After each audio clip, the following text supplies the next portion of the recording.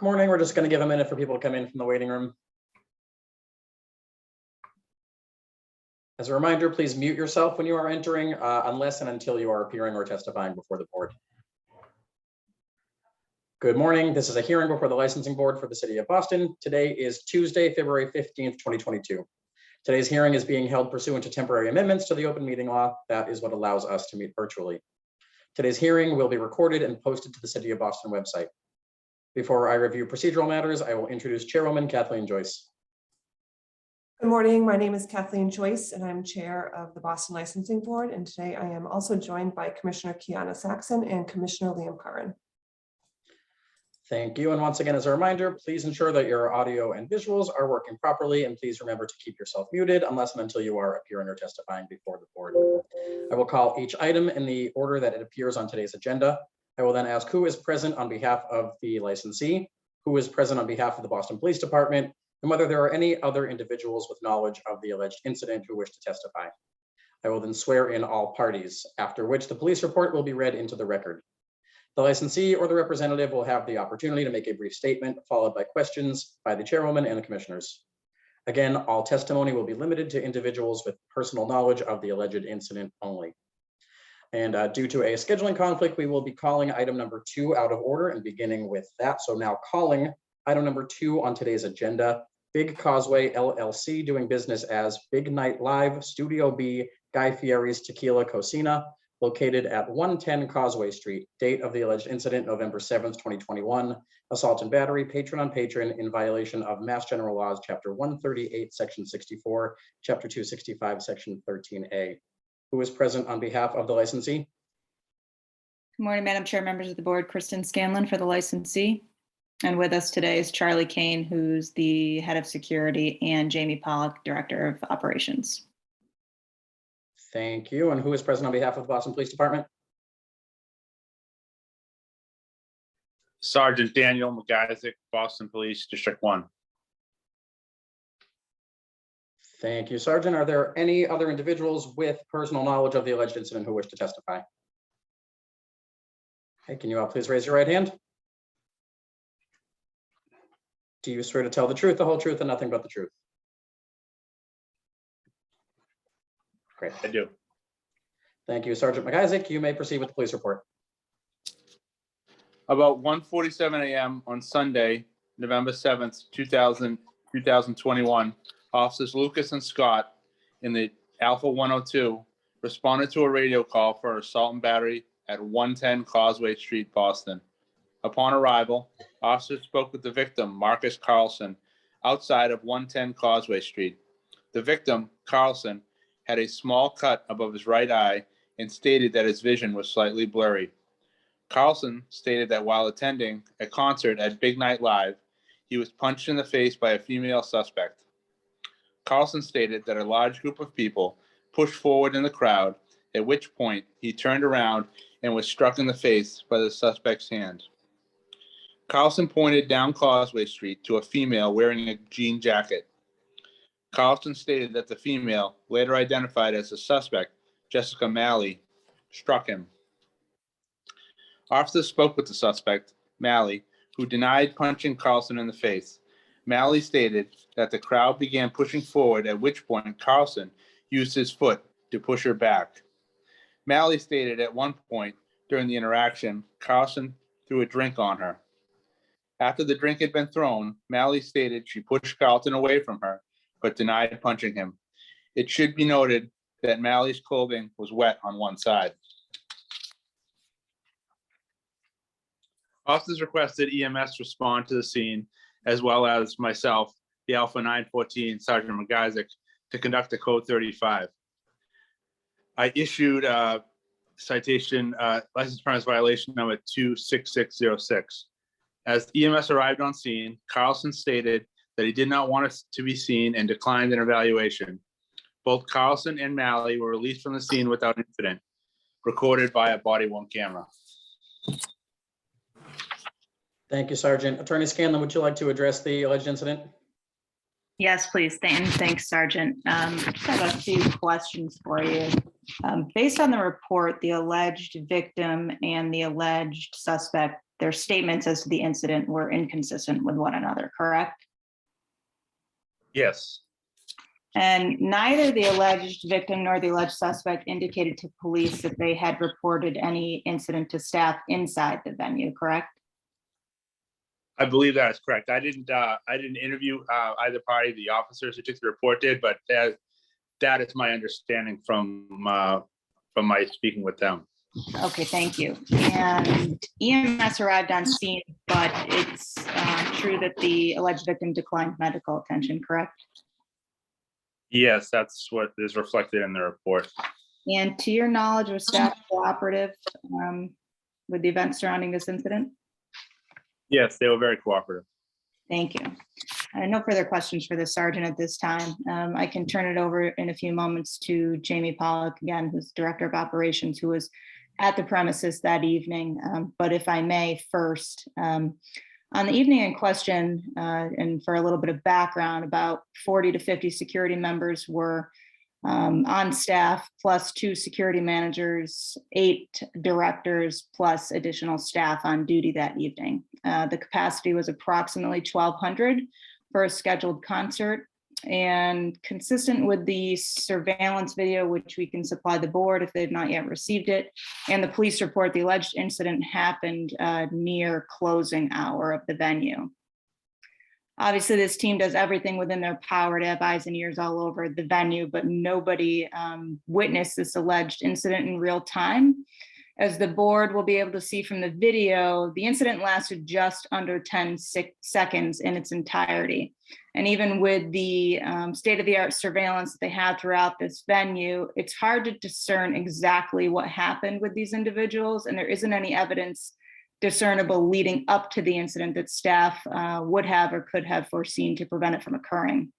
Of particular note, and you'll see this when you review the video, you'll see that no other patrons around them even react, which is something, or one of the things that security staff obviously look for and pay attention to when patrons are within the venue. It appears from the surveillance that they being the patrons, immediately headed towards the exit after whatever altercation occurred between them. And upon internal investigation and after speaking with the police at the premises, one of the security team members stationed at the door at closing observed what appeared to be some sort of argument between these 2 individuals and saw that the female's clothes were wet. In his opinion, it didn't seem like anything particularly egregious, but nonetheless, he radioed it to management so that additional eyes could be on these 2 patrons as they exited the premises, so that he remained in his position for closing time protocol. It was then observed that the patrons then left the premises out of 2 separate exits, which the alleged victim reported, which is when the alleged victim reportedly approached officers outside. In total, this all happened from the time they were on the dance floor to exiting in 7 minutes or just under. Again, it's a bit unclear on video what exactly happened, but it appears nothing occurred prior to the brief incident, which staff should or could have been aware about. As soon as they noticed the argument between them, it was radioed in the event there was something that they witnessed that needed to be handled. And we'd just like to note that since this venue has been open, their record has been blemish-free. They handle incidents like these by the book and call 911 without question. At this time, if I can hand it over to Jamie Pollock to testify regarding his involvement with the incident, because he was on scene and did discuss it with police as well. Hi, my name is Jamie Pollock, Director of Operations. I was the top ranking person in the building in terms of security that evening. We did also have multiple directors on, a full management team, full security team. When I heard that call from the security, it was about a potential argument, and then it was also called that the guests had left the building and out separate doors. By the time I walked out to the street, there was already police involvement with one party. Really didn't give us any time to react to it. I just wanted to testify that it is we would always call the police if it was brought to our attention. If we have, anything else, and we do have a track record of doing so. That's specifically my job that evening, is if, there's any kind of serious incidents in any way, that I handle it and make the call. Unfortunately, I don't see any way we would have been able to handle it differently from our perspective. Thank you. Thank you. Attorney Scanlon, anything further, or can we turn to the board for questions? Nothing further at this time. Thank you. Okay, Chairwoman Joyce? Thank you. Is there any indication what caused the crowd to push forward? It doesn't appear so on the tape, and Jamie, you can attest to it, to my knowledge. Any For- interviews with staff about what caused the crowd to push forward? No, there was no citing of that. Okay, and just for the board's information, can you describe for us what your protocol is when something like that happens, when a whole crowd of people push forward? If sorry. Whoever you'd like, I don't care. Yes, I mean. I'm assuming you have a Yeah. protocol, Yeah. so I'm just asking if you could share it with us, so we would. Yeah, of course. So yeah, I mean, if there was a crowd pushing forward, to our security, we have security in every corner of the building just for that measure. So we would interject, we would change the flow of traffic. We've never really had an issue with crowd control, but we do have protocol. We do have a security handbook with that Charlie Kane put together, and we do trainings constantly on flow of traffic, how we exit the building. We generally don't have any issues with it whatsoever. Chairman Also, Joyce, Madam- if I can add to, when you see the video, it doesn't appear that any mass crowd is pushing forward. I think Okay. maybe someone felt a shove, if that's Gotcha. what started it, but it's not readily apparent from what you can see. Okay, thank you. If I could address the two issues. Sure, go right ahead, Mr. Kane. Thank you. First, like Attorney Scanlon said, the video does not show any type of chaotic crowd control issue on the dance floor at all. But also, as Jamie Pollock stated, we do specialized training, especially in that venue where it's a concert hall that has a large capacity and a double dance floor. We have specialized barriers in the front for crowd control, where we station 4 to 5 security officers that their job is to watch the crowd from the front of the stage. And basically, if there's any issue with, crowd control on the dance floor or pushing, they can immediately radio it. And we have officers come from both sides stairwells, which is accessible right there to handle the situation. But we've never had an issue really with that there. But we Okay. do specialized training and have the specialized equipment with the barriers there. Okay, I don't have any further questions. Commissioner Curran and Commissioner Saxon? I don't either, thank you. No questions, thank you. Great, thank you. And for the record, we did receive the video. I was only given access to it this morning, so we'll make sure it is shared with the commissioners and placed on the file as well. Thank you very Good. much. Thank you. The board will take this matter under advisement. Returning to the Thank you. top of the agenda, calling item number 124 New Street Restaurant LLC, doing business as Real House, located at 6 to 26 New Street in East Boston. Date of the incident, November 6th, 2021. Patron on patron assault in violation of Mass General Laws, Chapter 138, Section 64, and Chapter 265, Section 13A. Who is present on behalf of the licensee? William Burke, Prince LaBelle Tie for the licensee. Good day, Madam Chair, Commissioners. I have with me as well Mr. Doherty, who is our bartender, Brian Doherty, and Michael Greeley, who is our manager on duty on the evening in question. Thank you. And who is present on behalf of the Boston Police Department? It's myself, Sergeant Coughlin, Timothy Coughlin, out of District 7, East Boston. Thank you. And are there any additional individuals with firsthand knowledge of the alleged incident who wish to testify? Yes, it's Officer Edwin Lopez, calling from District 87. Thank you. Can you all please raise your right hand? Do you swear to tell the truth, the whole truth, and nothing but the truth? I do. Thank you. Sergeant Coughlin, you may proceed with the police report. Okay. About 7:49 on Saturday, November 6th, Officer Lopez and Camille, assigned to the Gold 101 unit, and Officer O'Brien, assigned to the Gold Tango 55 unit, responded to a radio call for a fight at 6 New Street. Upon arrival, the officers spoke with various unidentified witnesses who were patrons at the restaurant at the location stated above. The unidentified witnesses informed the officers that a belligerent drunk male was removed to the rear entrance of the premise after the unprovoked punched another person. When officers made their way to the rear porch of the premises, Officer Lopez observed suspect 1, who was later identified as Joseph Ferretra, squaring off with suspect number 2, who was later identified as Patrick Coughlin.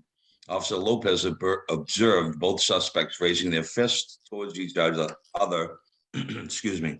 Then officers observed suspect 2 striking suspect 1 with a closed fist. At that point, Officer Lopez restrained suspect 2, while Officer O'Brien and Officer Kamel restrained suspect 1. Officer Lopez observed suspect 2 to be bleeding from the lip, to which he informed the officers that suspect 1 punched him, and they were both inside the restaurant prior. Suspect 1 appeared to be intoxicated, yelling profanities toward Patron. Suspect 2 and towards the responding officers at the premises. Officer Lopez observed the patrons at the restaurant to be distracted and shocked with the fight. Officer Kamel and Officer O'Brien placed suspect number 1 in handcuffs after a brief struggle. Suspect 1 was placed under arrest for assault and battery and disorderly conduct. Officer Lopez placed suspect number 2 under arrest, assault and battery in the presence of a police officer and disorderly conduct. During the booking at District 7, Officer Lopez observed what appeared to be a small plastic bag of white substance that was near the suspect number 1's feet, to which the officer believed to be cocaine class B. Based on his training and experience, suspect 1 was also charged with possession of a controlled substance class B. Sergeant Coughlin in the Gold 905 also responded to the location and conducted a license premise violation code 35. That is the report. Thank you, Sergeant. Attorney Burke, would you like to address the alleged incident? Yes, first of all, just to Sergeant Coughlin. Sergeant, did you get, do you have any indication that you got anything other than 100% of cooperation from the staff at the Real House on the night in question? A very cooperative staff. Manager was very cooperative. Okay, and are you familiar with this place? Is this a place that has any history of any prior violations or history of any issues like this in the past, as far as you know? I do not have any history here. Okay, thank you, Sergeant. I appreciate it. Madam Chair and members of the commission, if I give you just a brief overview, and then we'll hear from Mr.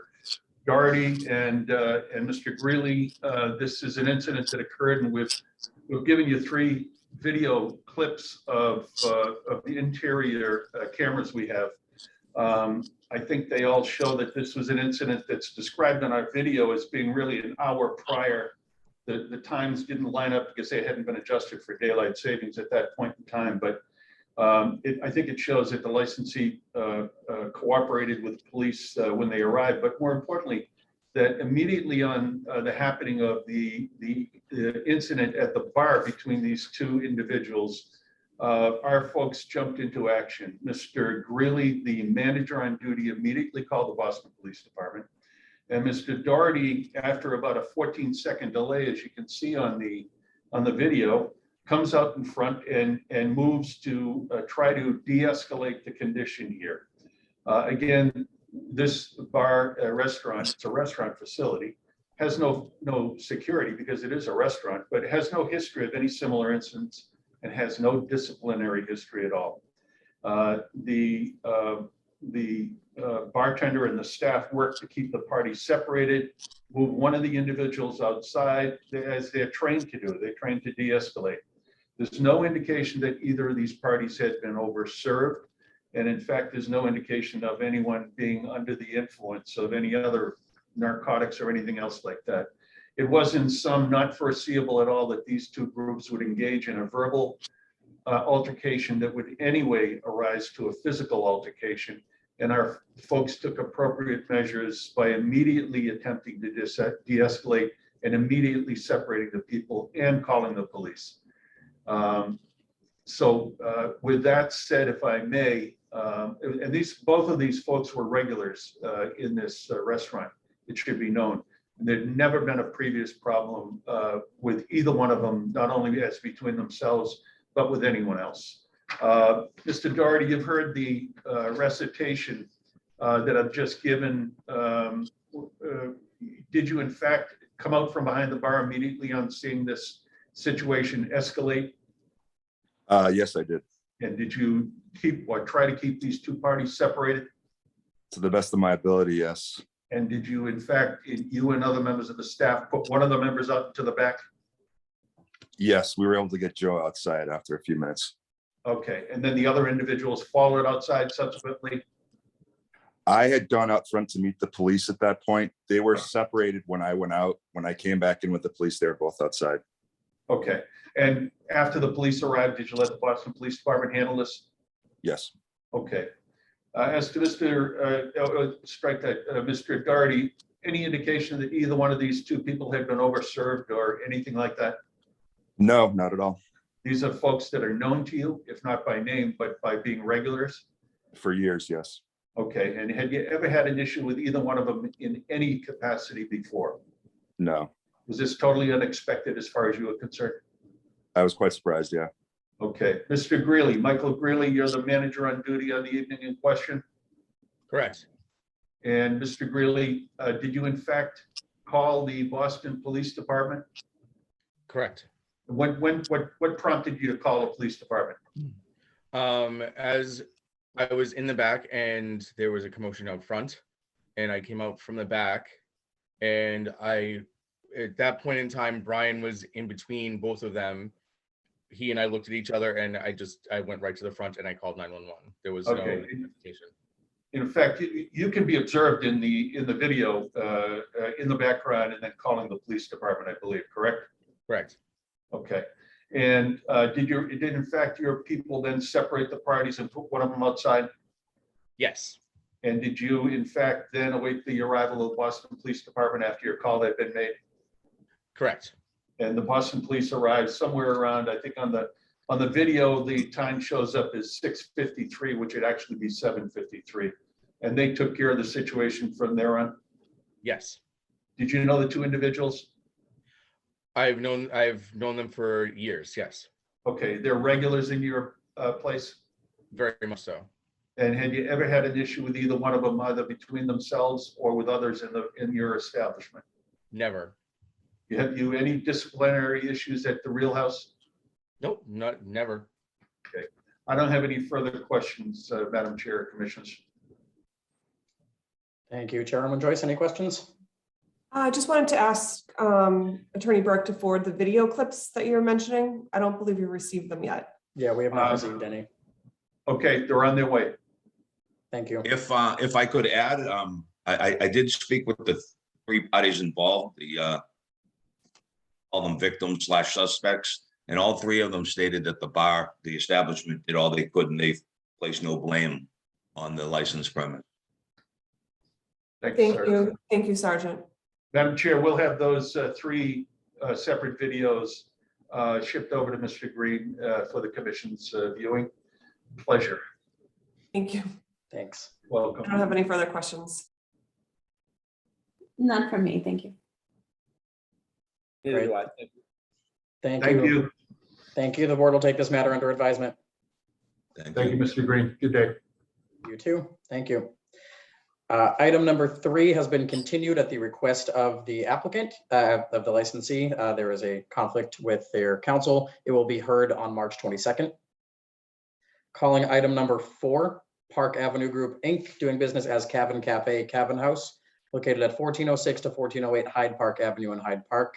Date of the incident, December 7th, 2021. Assault and battery, employee on patron in violation of Mass General Laws, Chapter 138, Section 64, and Chapter 265, Section 13A. Who is present on behalf of the licensee?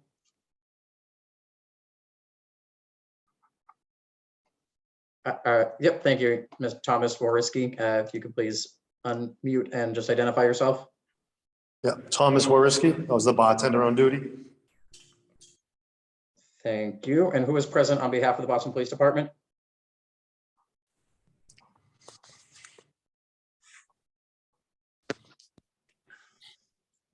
I see Sergeant Michael Sullivan is present.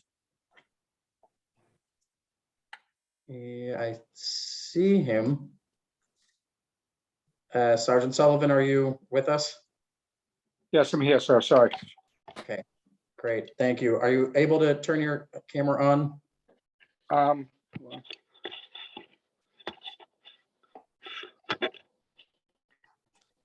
Perfect. Thank you very much. And are there any other individuals? Thank you. I see you now. Are there any other individuals with firsthand knowledge of the alleged incident who wish to testify on this matter today? My name is Kendra Curtis. I was the patron employee in the incident. I'm also here with the owner, Ralph Carrero. Great. And can we see Mr. Carrero as well? Perfect. All right. Could anyone who plans to testify on this matter please raise your right hand? Thank you. Do you swear to tell the truth, the whole truth, and nothing but the truth? I do. Yes. Thank you. Sergeant Sullivan, you may proceed with the police report. Thank you, sir. About 11:39 p.m. on Tuesday, 12/7/2021, Officer Washington, assigned to Lima 422 Alpha unit, responded to a radio call along with a Lima 422 Frank, Officer DePiero, and the Lima 101 Frank, Officers Kaplan and Polistopoulos, and the Lima 905 Sergeant Sullivan, to investigate an unknown incident involving a woman being assaulted at the Cabin Cafe at 1406 Hyde Park Avenue. On arrival, spoke with the victim, Susan Vanese, who was sitting outside the establishment on a chair. She stated that she was pushed to the floor by an unknown woman while she was inside the Cabin Cafe. Victim stated that she had gone to the establishment around 10:15 p.m. on Tuesday, and that around 11:30 she was asked to leave for unknown reasons. Victim further stated that when a woman who the victim could not physically describe pushed her to the floor, causing the victim to strike the back of her head. A witness, Kay Petrie, then spoke to Sergeant Sullivan and stated that the female bartender did not touch the victim, but was trying to escort the victim out of the establishment, and the victim just flopped on the floor. Witness Kay Petrie can be contacted at I'll disregard the phone number right now. Officer Washington then spoke with suspect Kendra Curtis, who stated that she does not work at the establishment. Well, that she does work at the establishment, but was off duty at the time of the incident. Suspect goes on to state that the victim may have had too much to drink and became somewhat belligerent, causing disruption to the other patrons, and the other patrons became uncomfortable. Tom Worski, who was bartending at the time and witnessed the incident, asked the victim to leave the establishment due to the victim's disruptive behavior. Tom stated that Kendra was off duty but offered her assistance because the victim was a female. Tom stated that Kendra did not touch the victim in any way, but simply offered to help the victim to the door and also assisted with calling her an Uber ride. That's when Tom also witnessed the victim just flop to the floor. Boston EMS A3, Kara and Lasky responded to the scene and physically evaluated the victim, who refused to go to the hospital. Victim was given a ride home to her address, I'll delete the address, by the Lima 101 officers Kaplan and Postonopoulos. Lima 905 Sergeant Sullivan issued a code 35 violation number 042001 for assault and battery employee on patron. Thank you, Sergeant. And I do see Ms. Petrie on the hearing today as well. Ms. Petrie, were you planning on testifying? Yes, all right, then I will need to swear you in as well. If you could please raise your right hand. I don't believe we swore you in already. Do you swear to tell the truth, the whole truth, and nothing but the truth? I do. Thank you. Mr. Oriski, would you like to address the alleged incident? Sure. On the night that it happened, Ms. Vannies came in. I served her a beer. She went over, she asked if there was a place she could plug in her cell phone. I pointed her into the corner. She plugged her cell phone in. She was dancing around, talking to people, being social. Somebody else had bought her a drink and she had left her beer actually on the bar. And then about an hour later, she was still being really social, walking around, talking, dancing at people, dancing in front of people, kind of aggravating the crowd. And she came up to the bar probably about 11:20, after about an hour and a half after I served her beer, which was still sitting on the bar. And I had thrown the beer away because it was warm.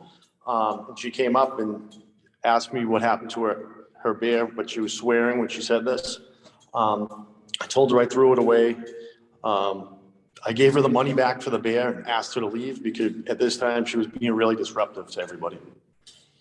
And then Kendra Curtis came over, saw that she was giving me a hard time. She was screaming at me, swearing at me.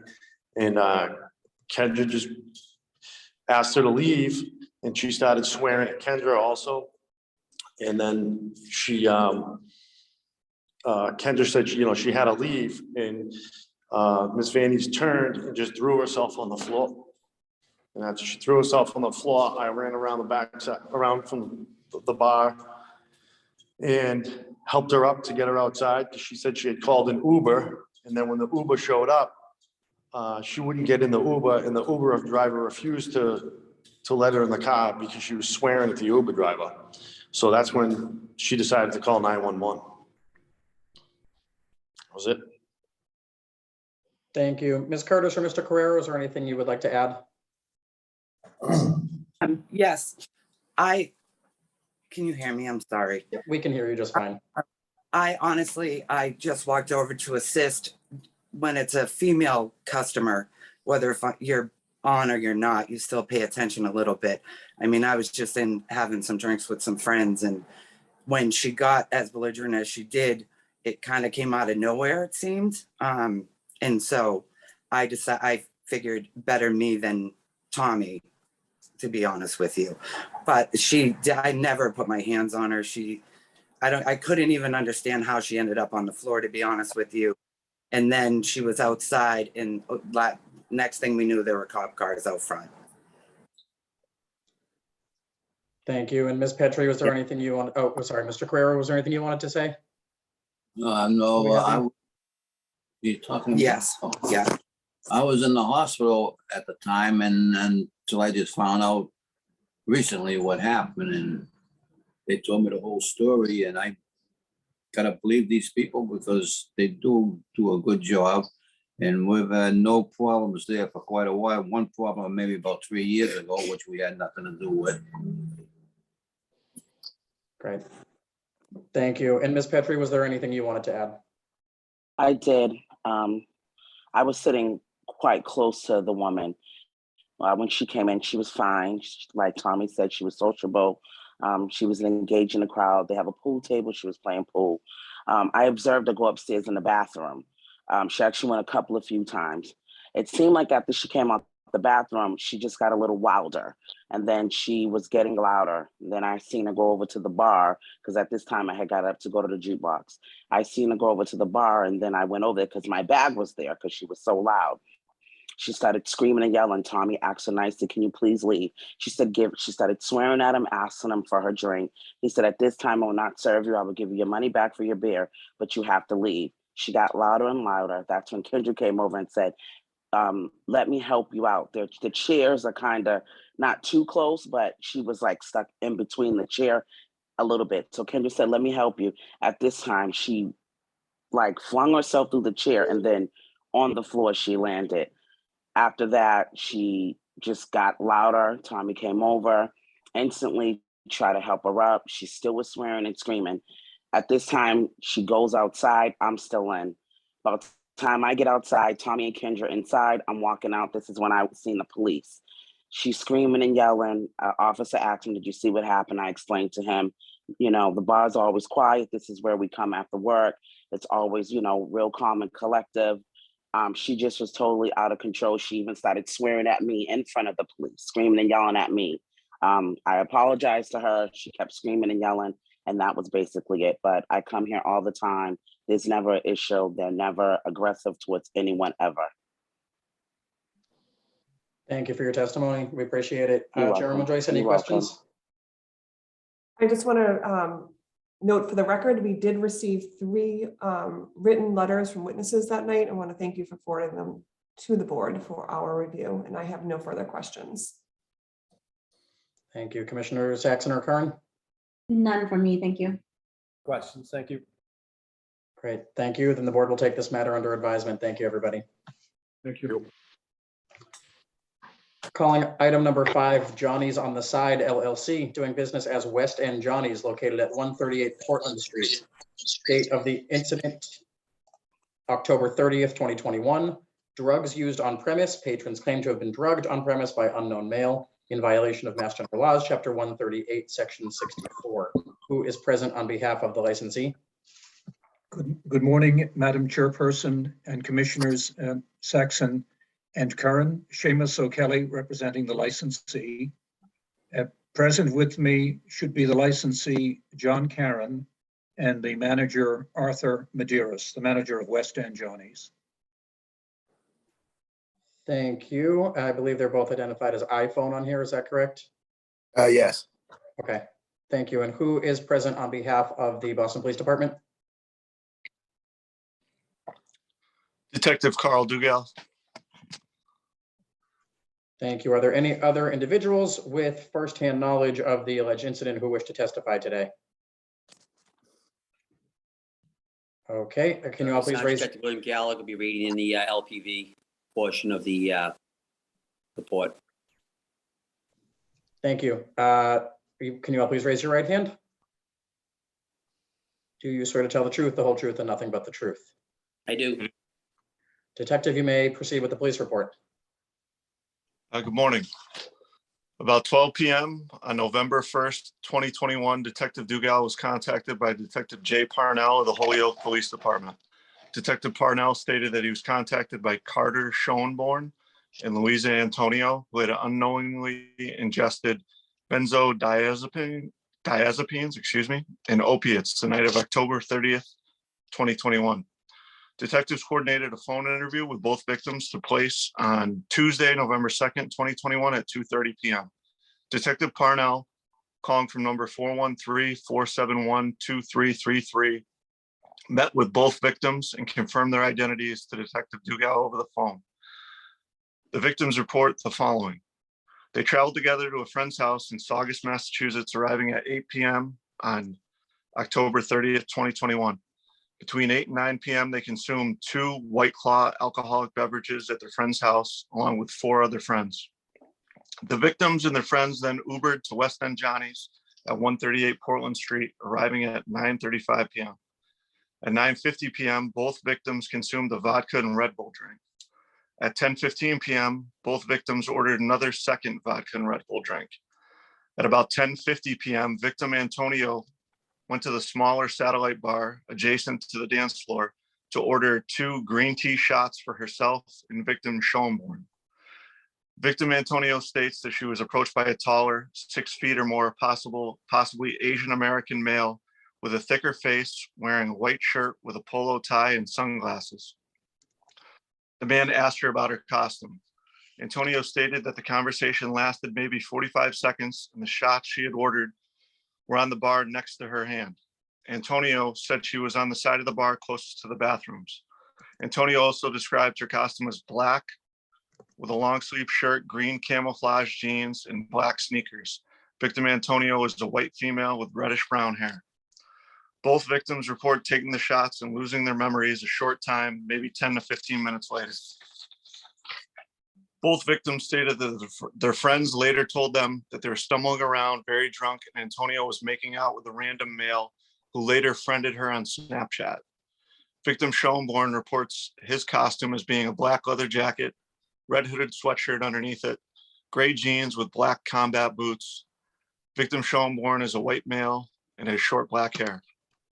Both victims report leaving the bar at about 12:30 a.m. The times provided were determined through their Uber receipts, Snapchat, texts, and calls made during the evening. Both victims report that they were not hungover the next day, but they felt panicked and their faces were tingling. Victims drove back to Western Mass and felt the same anxiety throughout the day and decided to take urine tests that they bought at Walgreens at about 7 p.m. on October 31st. Both urine tests showed the presence of opiates and benzodiazepines in their respective systems. Both victims denied ingesting drugs at any point. This interview is recorded.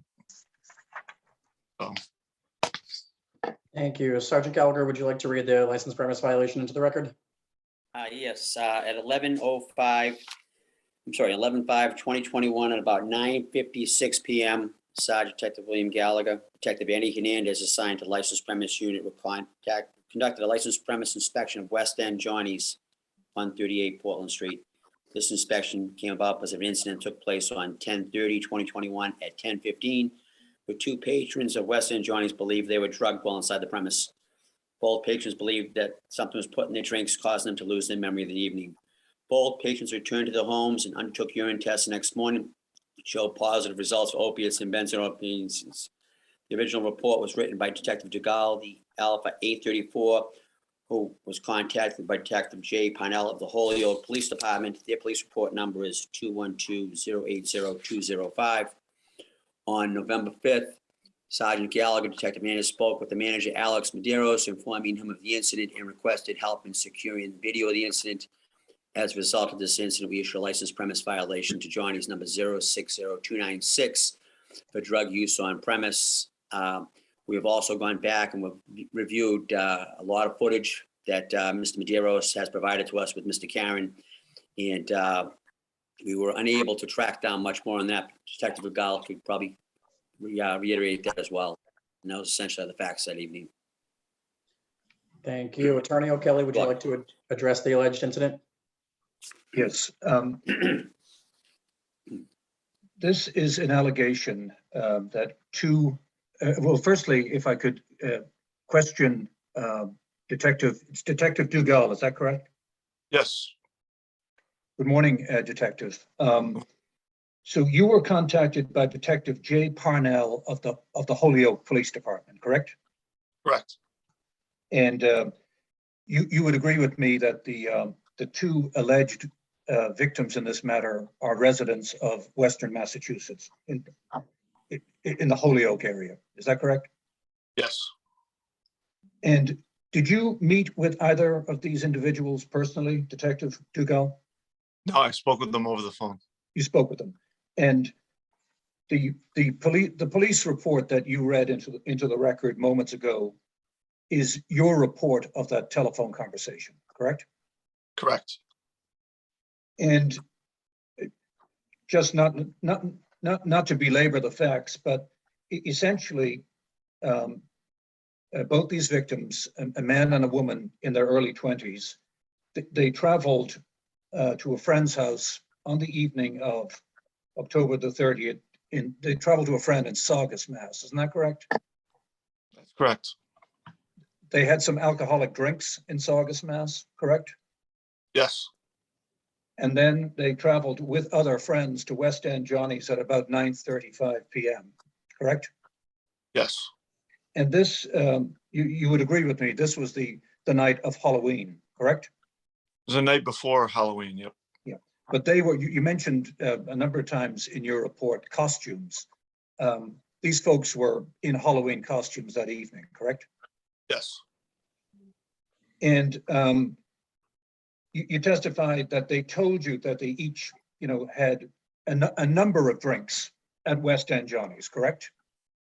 4 drinks prior to the green tea shot.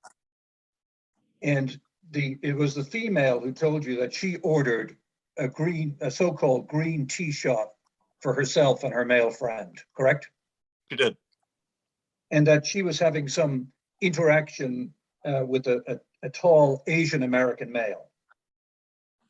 She Correct? said, yep, that's right.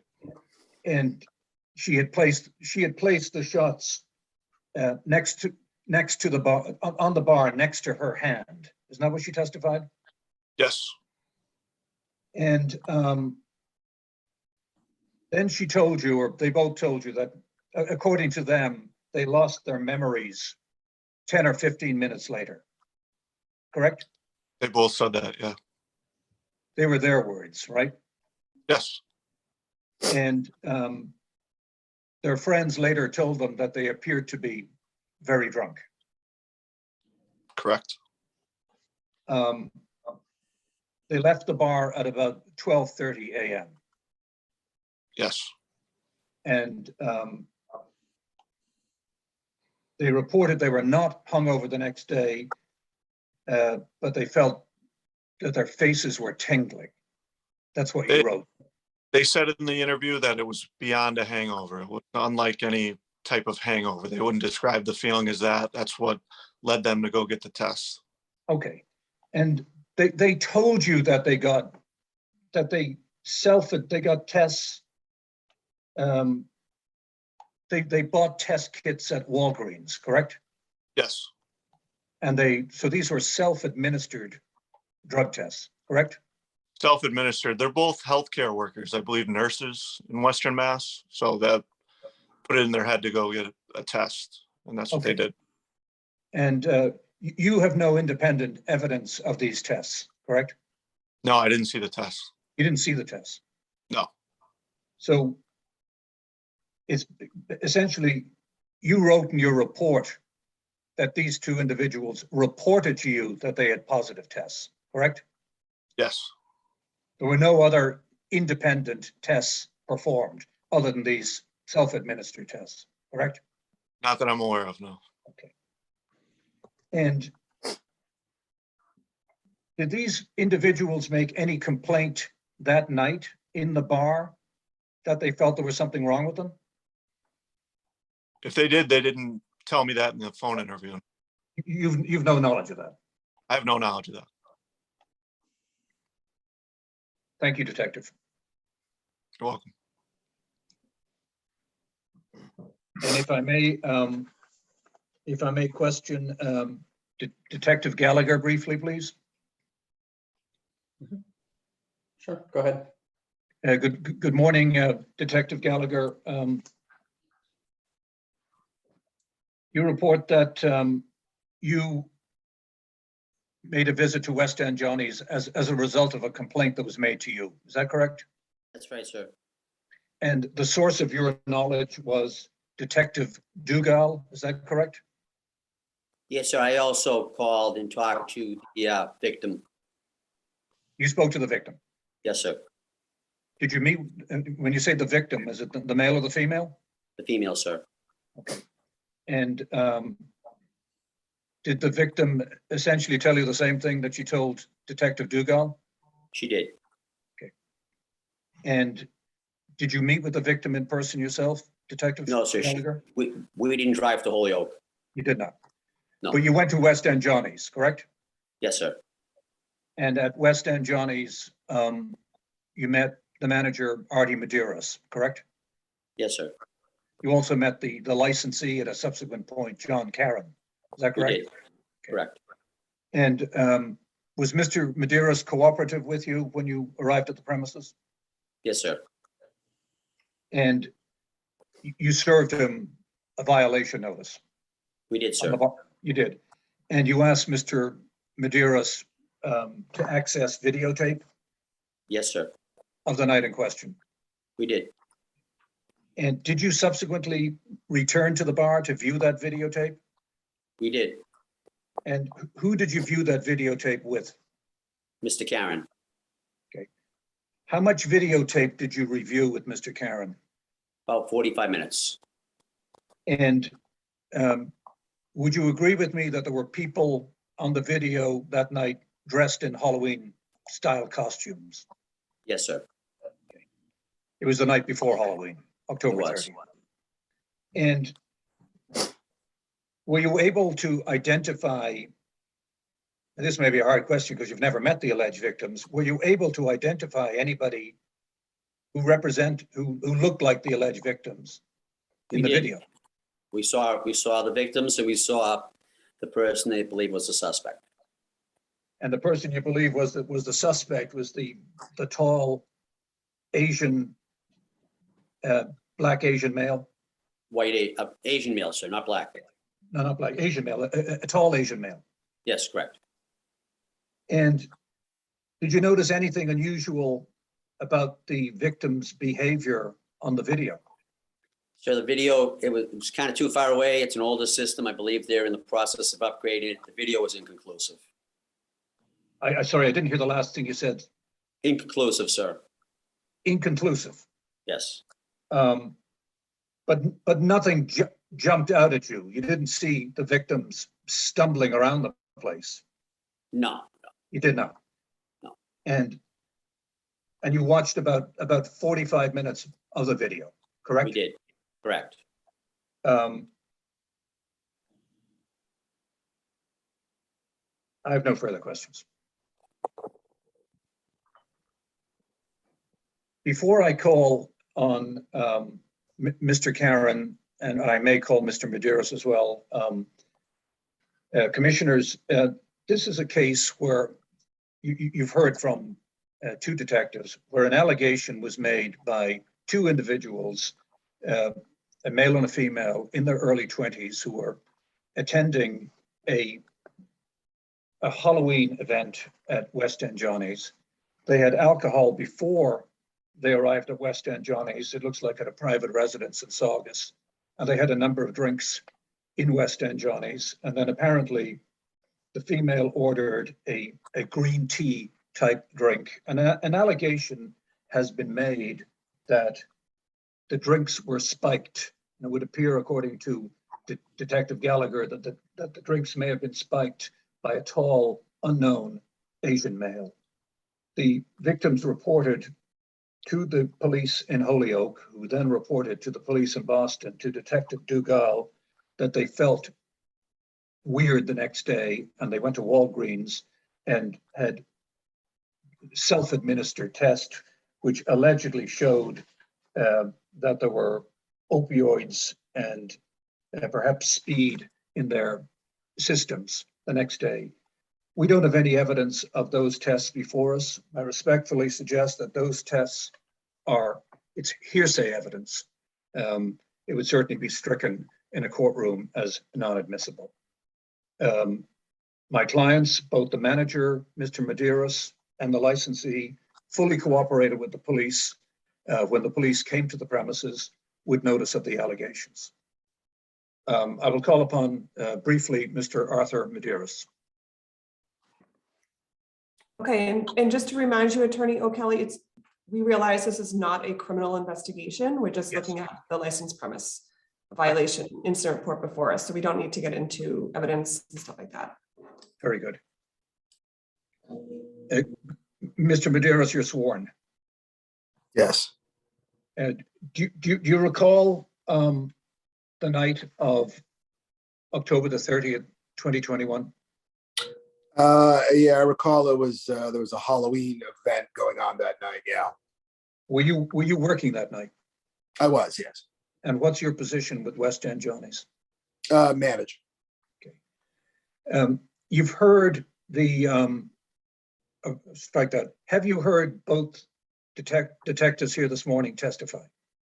I have, yes. You heard their testimony, and you heard the testimony that two individuals have alleged that their drinks were spiked at West End Johnny's. I did, yes. Okay. Was that brought to your attention on the evening of October 30th? No, it was not. Was anything of that nature brought to your attention on the evening of October 30th? No. Detective Gallagher subsequently came to the bar and you cooperated with him, correct? Yes. And in fact, you were instrumental in providing a videotape from the videotape system that is maintained at West End Johnny's, correct? Yes. Did you view that videotape yourself, or did Mr. Karen view the videotape with Detective Gallagher? I watched it at a later date, but initially Mr. Karen watched it with Sergeant Gallagher. Okay. When you watched the video at a later date, was there anything unusual in that video that was brought to your attention? As Sergeant Gallagher stated, it's hard to make out anything really conclusive. But did you see anything unusual that jumped out at you when you viewed that video? No. Okay. I have no further questions. I'll briefly call Mr. Karen, commissioners, if I may. Mr. Karen, John Karen, you need to unmute If you unmute your microphone. Here we Yeah, go. Mr. Karen, sorry. can you hear me? Yes, Have you been present for the testimony in this matter this morning? oh yeah, heard everything. You heard everything. And you heard that an allegation has been made by two individuals, a male and a female, essentially that their drinks were spiked in West End Johnny's, correct? Yes, And you are the licensee, the owner of West End Johnny's, is that correct? yes, And you heard Detective Gallagher say that he subsequently met with you in early November to view videotape that was retrieved from your system, correct? yep. Did you personally view that videotape with Detective Gallagher? I did. I suggested we look at it right away. We all went in, Mr. Hernandez and Sergeant Gallagher. Detective Hernandez? Watched it extensively, yes. Okay. And you heard Detective Gallagher's testimony with respect to that viewing. Yes. And did anything come to your attention when you viewed the videotape from your own premises? No, we watched it extensively. We identified the so-called victims. We identified a couple individuals, one the Asian male and the other gentleman that was mentioned in the report, and we followed them from entry, and then at the bar, the sidebar, as she suggested, and then on the dance floor, and saw nothing unusual. You saw nothing unusual. And you cooperated fully, of course, with the Boston Police Department with respect to this. Yeah. Yes. Yeah. Now, have you conducted in your premises any staff training? Yeah, subsequent to this, well, I also had spoken with Sergeant Moy and my suggestion to have him come in and speak with the staff, as did Sergeant Gallagher and Hernandez and a couple other people before we got going one night, including security staff and all the bartenders. Since then, upon the January 15th vaccine mandate coming in, we suggested that everybody get tip trained, and they had done that since I have paperwork I could supply. So the staff have been tip trained. I think Yes, we get that. Yeah, just want to focus on the drugging. Okay. Okay.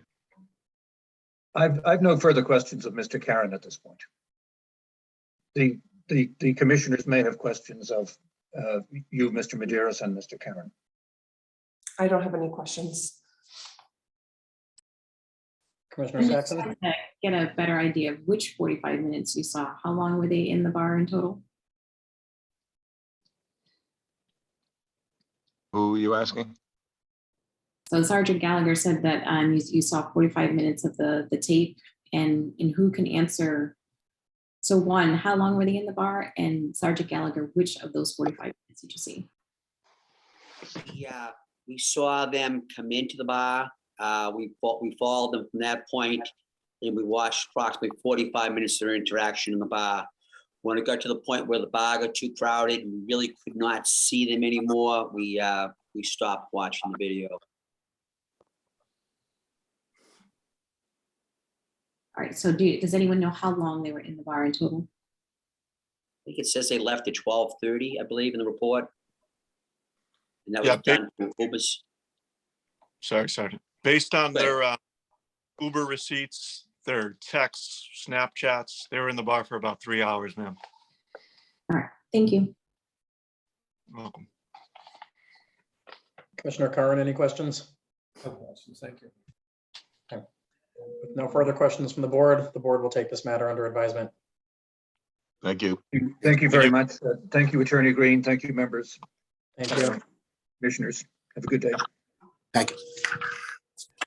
Calling item number 6, Inshallah Inc., doing business as Crave, located at 128 Brighton Ave in Alston. Date of the incident, November 18th, 2021. Blocked fire exit in violation of Mass General Laws, Chapter 138, Section 64, and Board's Rule 1.06A. An expired BFD assembly in violation of Mass General Laws, Chapter 138, Section 64, and Board's Rule 1.02B. Who is present on behalf of the licensee? Hi, Sue Chang, owner. Thank you. And who is present on behalf of the Boston Police Department? Sergeant Detective William Gallagher. Detective Hernandez if needed. Thank you. Are there any other individuals with firsthand knowledge of the alleged incident who wish to testify today? Thank you. Can you please raise your right hand? Do you swear to tell the truth, the whole truth, and nothing but the truth? I do. Thank you. Sergeant Gallagher, you may proceed with the police report. Yes, good morning. On 11/18/2021 at 10:55 p.m., Sergeant Detective William Gallagher, Detective Eddie Hernandez, assigned to the licensed premise unit, conducted a licensed premise inspection of Crave at 128 Brighton Ave. Inside the premise, detectives were unable to locate any of the required city licenses needed for restaurant operation. Detectives inquired with the person in charge, Allison Bowie, who escorted the detectives to the front of the premise where they were able to locate some of the licenses behind the front counter. Detectives observed an expired BFD assembly permit expiring in 9/30/21, no inspectional services certificate or City of Boston entertainment license. After some time looking in the office and after some conversing with the owner, Ms. Bowie was able to locate both the ISD and the BFD assembly permits. Detectives instructed Ms. Bowie to post these licenses as soon as practical. As detectives continued their walk to the premise, they discovered the side fire exit to be blocked with a large speaker and some folding chairs and a rug. This was also brought to Ms. Bowie's attention. She stated that she would have it removed immediately. As a result, what detectives had observed Sergeant Gallagher's licensed premise inspection notice 024303 to Crave for blocked fire exit, no City of Boston entertainment license, and failure to post current ISD and BFD assembly permits. Ms. Bowie signed for and accepted the notice. Those other facts. We have a picture that you might be able to see that was also attached to the original report of that fire exit. There's the speaker there, the rug, and the chairs. Thank you. Ms. Chang, would you like to address the alleged incident?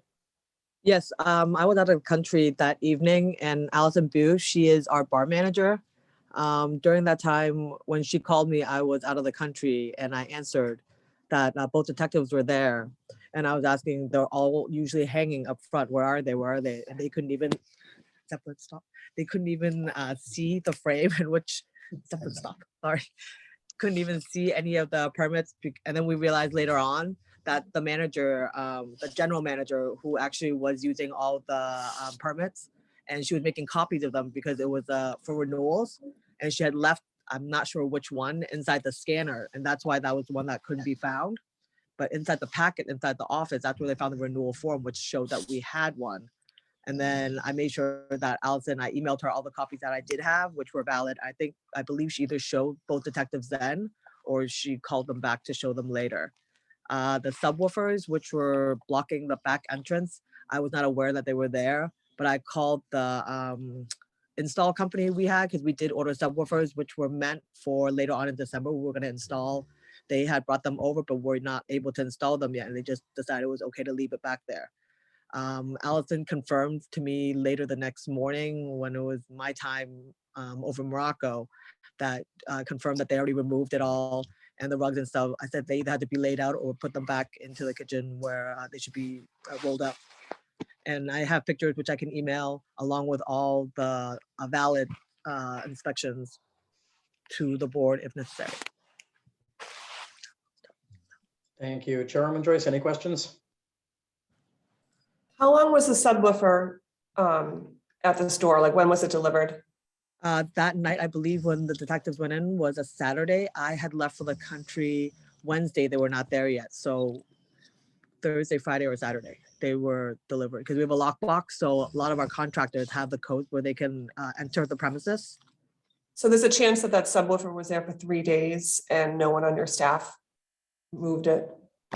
Yeah, it was the first time where I had to leave because there was a family incident. And I understand, Allison, but have you had an opportunity to retrain your staff so they know not to block these fire exits? yes, the general manager, she was gone as well. Allison, she was a new manager we just hired because the normal bar manager, she had just quit less than 2 weeks prior to that. I'm not so concerned with your expired licenses because it was renewal season, but As I the am staff very being trained, concerned that this could have been here for 3 days blocking a fire exit and no one knew enough to move it.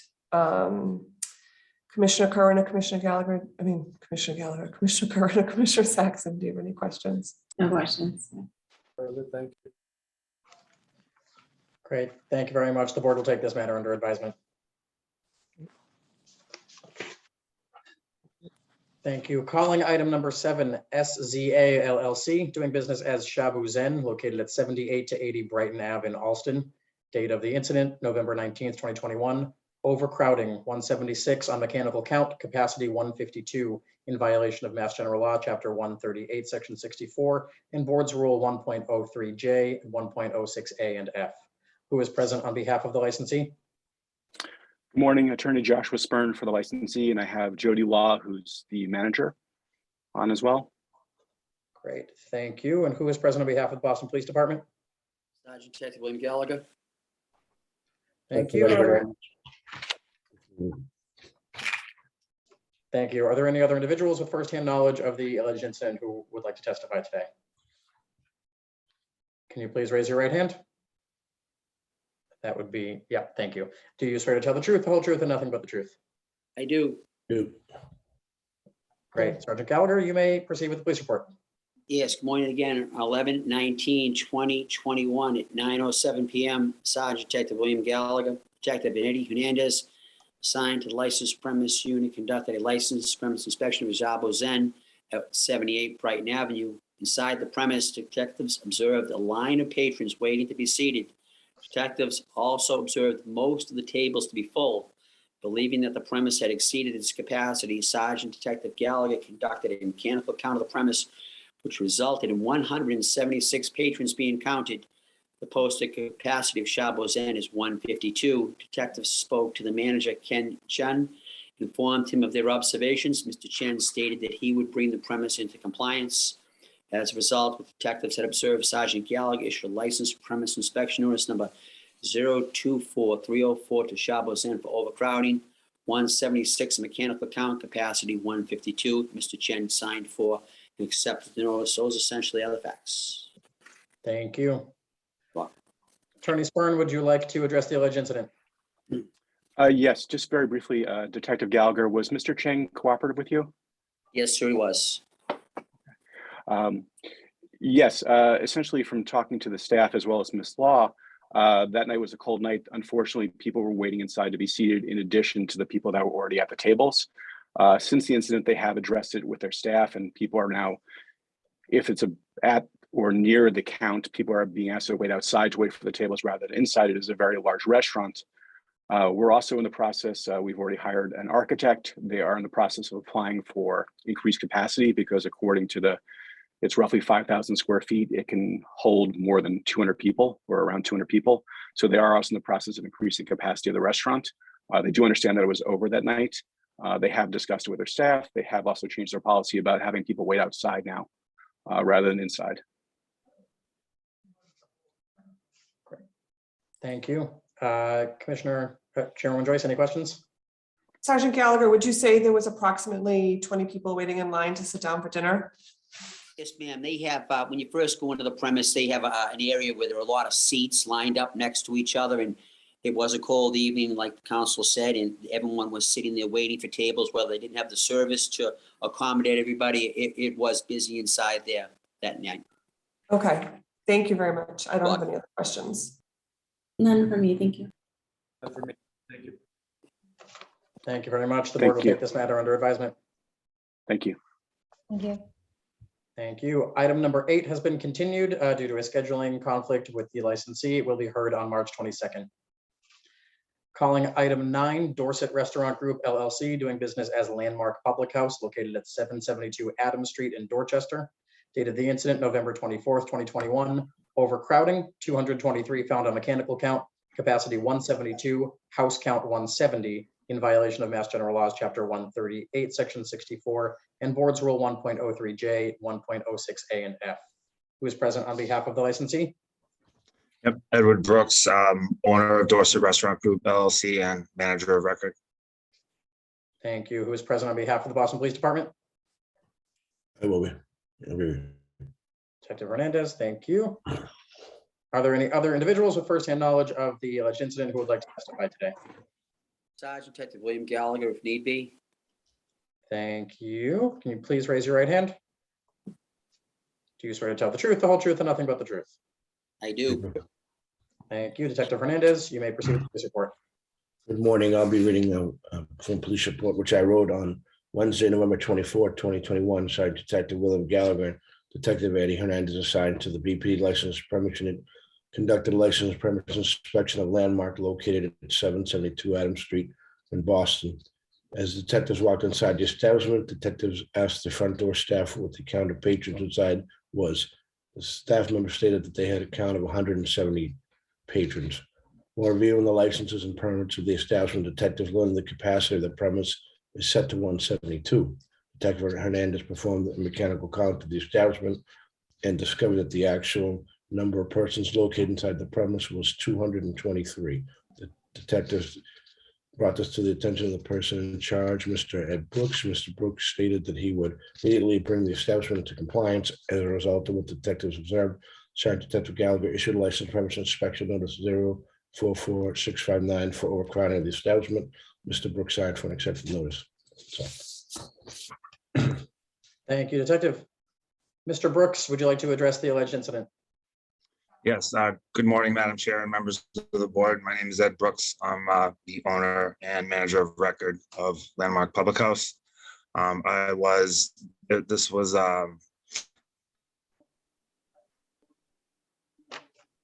the night before Thanksgiving of a normal year. Due to the pandemic, we hadn't had a busy night in quite some time. And that was more or less our busiest night in about a year, almost close to 2 years, a year and a half anyway.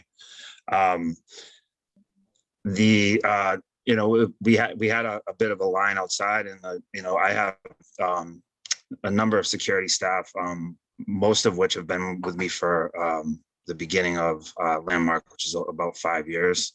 And we had two of our best guys, 3 total that night working, and then a new gentleman on staff. I am a very hands-on operator, and I would like to think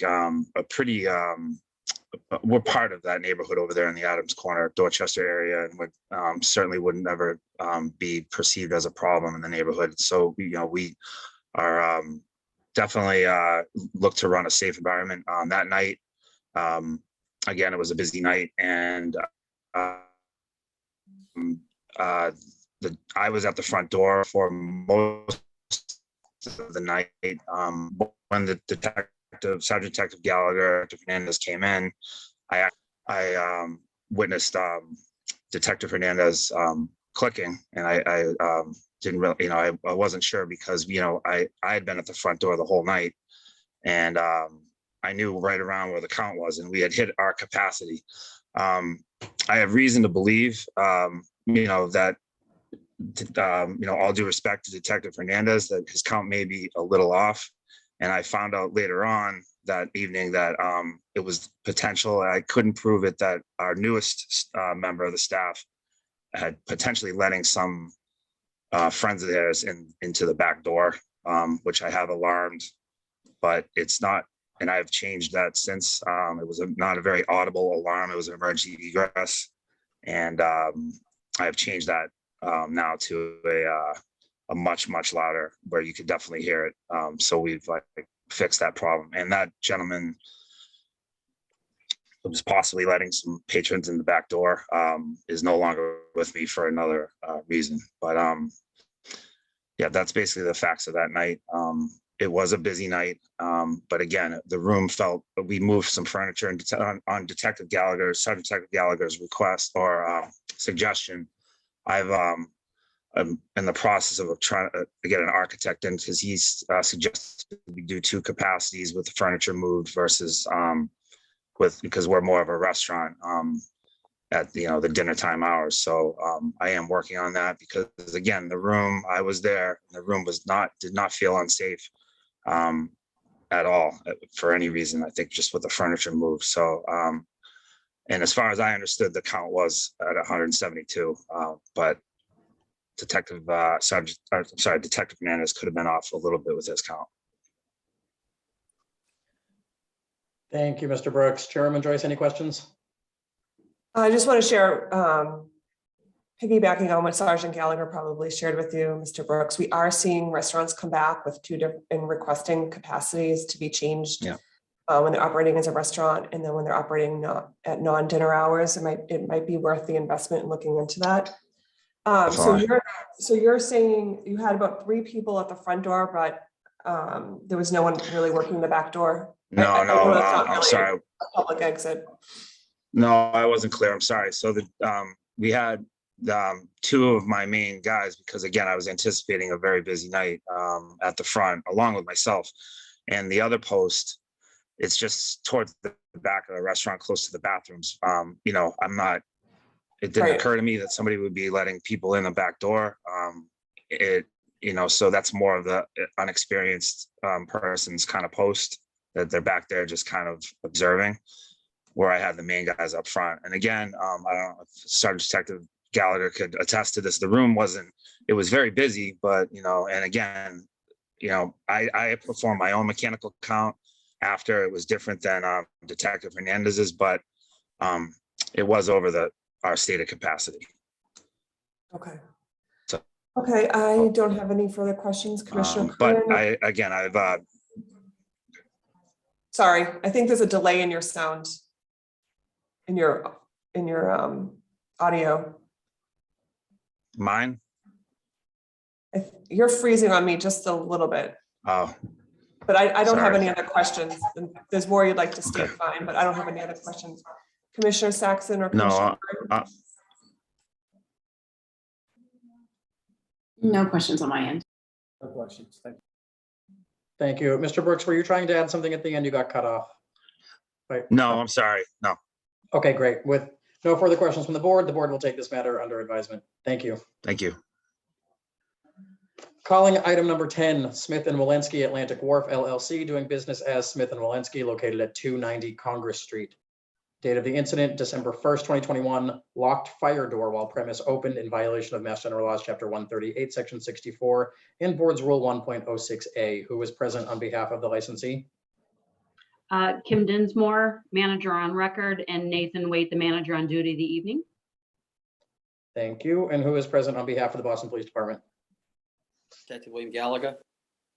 Detective Hernandez, needed. Thank you. Are there any other individuals with firsthand knowledge of the alleged incident who wish to testify today? Can you please raise your right hands? Do you swear to tell the truth, the whole truth, and nothing but the truth? I do. Great. Sergeant Gallagher, you may proceed with the police report.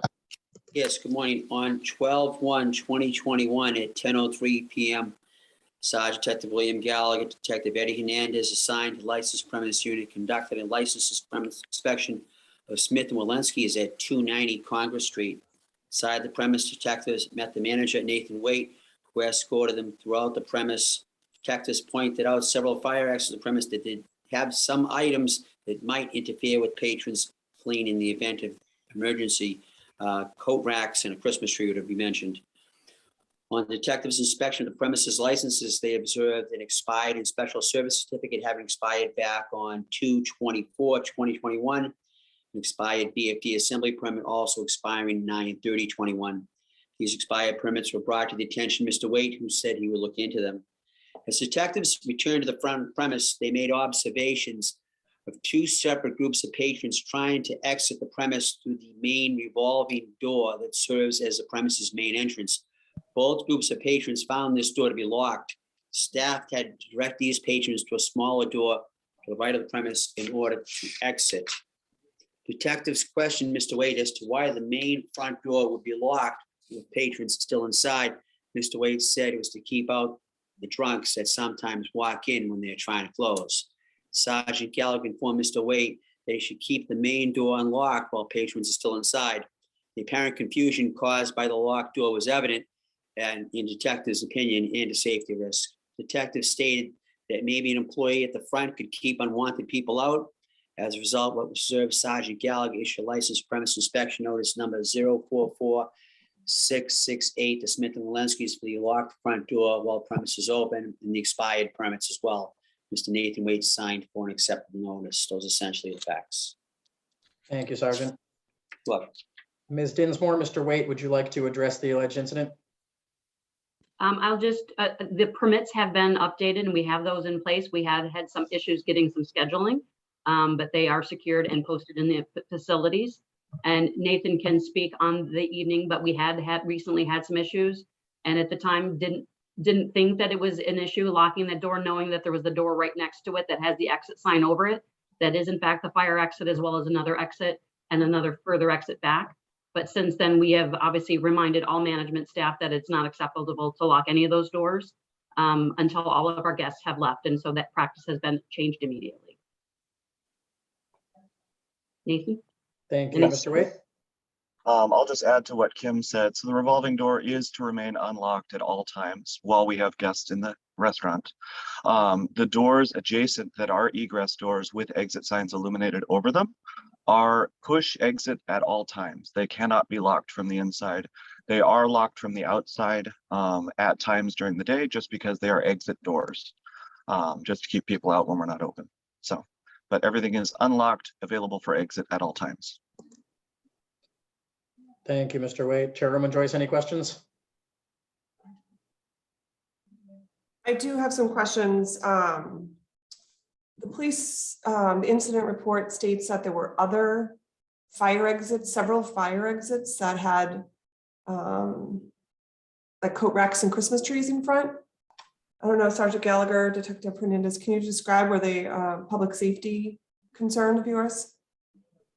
there are numerous exits out of the premise. When we first walked in the front door to the left, there was a Christmas tree that you had to kind of go around to exit the building. That exit leads into the inside of the adjacent building. I understand it's Christmas time, and we talked about it, said probably it's not the best spot. People could make it around it, but it definitely was hindering the crowd a little bit. And there was a coat rack, I believe Detective Hernandez could expand on that in the back. That was in the private dining area. We didn't go back there. There was a function going on back there, but we could see it through the door, and we pointed it out to the Mr. Waite, and he said it would be moved. If I may interject, Sergeant Gallagher, the Yes. back private room has a double door exit. There was a coat rack in front of part of one of the doors. The other door was left completely unobstructed. Okay, And the I remember Christmas that tree back did room, leave right. a 3.5 foot egress down that hallway as well. So yes, it was a little bit limited. However, it was a 3.5 foot. There was no way you were climbing over the Christmas tree to get out the door. There's a very wide path, not necessarily 5 feet like you mentioned, but there was a very wide path to exit there. Yeah, we didn't cite you for those, sir. We just brought those up as points. Well, since it's mentioned in the report, I wanted to share that detail. Okay. And we'll find a new place for our tree next year. Yep. Yeah. Thank you. Commissioner Saxon, Commissioner Curran, any questions? No questions for me. Thank you. Yeah, thank you. Okay, with no further questions, the board will take this matter under advisement. Thank you. Thank you. Thank you. And these are all of the matters before the board today. Thank you, everybody. Have a great day. Thank you. Thank you.